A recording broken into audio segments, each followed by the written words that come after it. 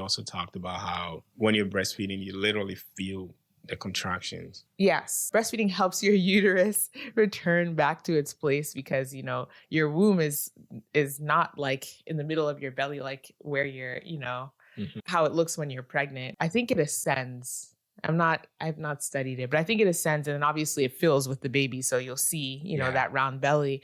And then after you have the baby, it goes back into its place, which I think is a descent, but I don't know exactly the location, but it moves. That's the point. It moves. Yeah. And so breastfeeding just supports your uterus going back to its place. And you can literally feel the contractions happening in your abdomen as you're breastfeeding your child in those early days of postpartum. And I hypothesized that it contributed to my belly, really going down nicely after each birth because I do not exercise very much at all. This time, really at all. The first time I was exercising, I would say minimally. And this time around, I really didn't exercise at all. And yet my belly just came completely down. Yeah, I think breastfeeding supports that. I just like the emotional component, like what you have going on here.